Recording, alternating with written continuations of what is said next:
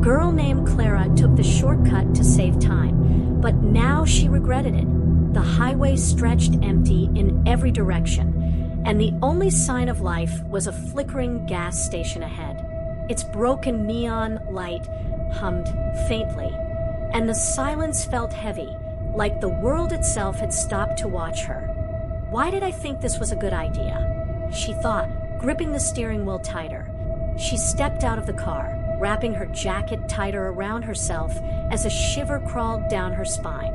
The cold air carried an unsettling quiet, too quiet, as if she had just missed something, or someone. As she unscrewed the gas cap, an old man emerged from the dimly lit convenience store, wiping his hands on a rag.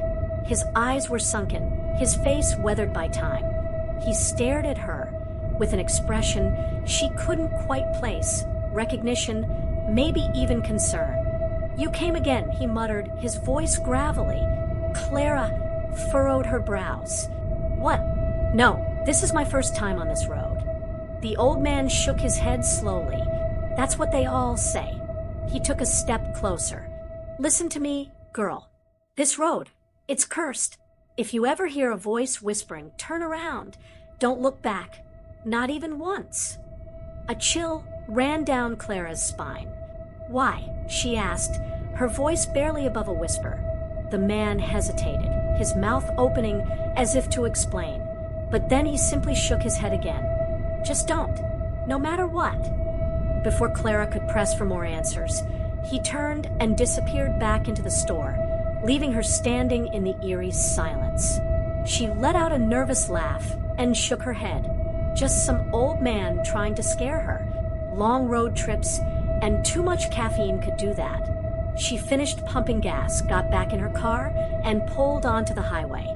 The road stretched into darkness, illuminated only by her headlights. As the music from the radio filled the car, she almost forgot the strange warning until she heard it. "Turn around."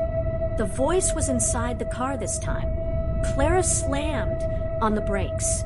Her heart pounded as she gripped the steering wheel, eyes locked on the rearview mirror. Nothing but darkness behind her. She twisted in her seat, scanning the back seat. Empty.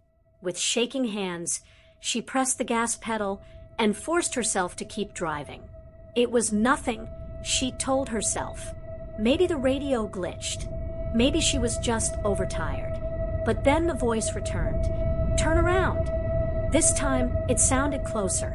Clara swallowed hard and kept her eyes on the road. She wouldn't look. She couldn't.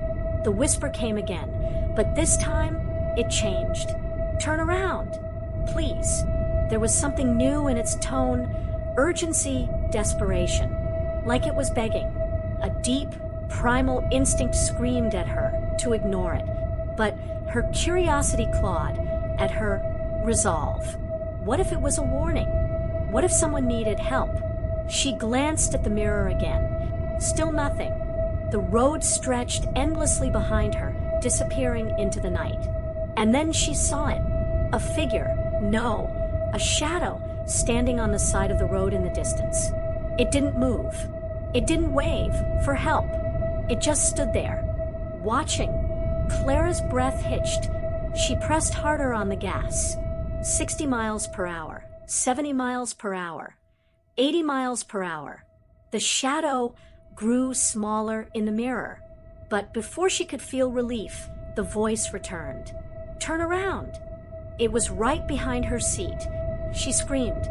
Her foot slammed the brakes, and the car skidded to a stop in the middle of the road. Trembling, she gripped the wheel.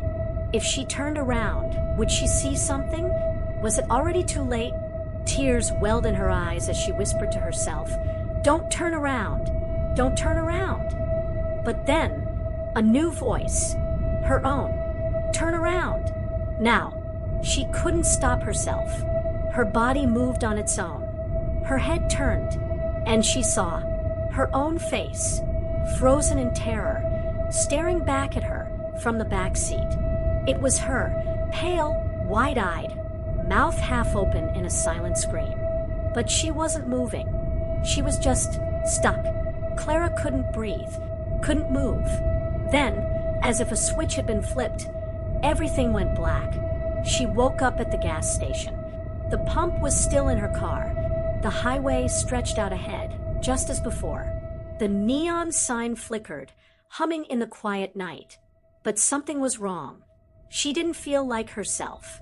She felt hollow, light, like something had been taken from her. Then, headlights appeared in the distance. A car, identical to hers, pulled up to the pump. She watched as herself stepped out of the car, stretching, yawning, unaware of the horror waiting for her. Then she heard it, the whisper coming from her own mouth. "Turn around.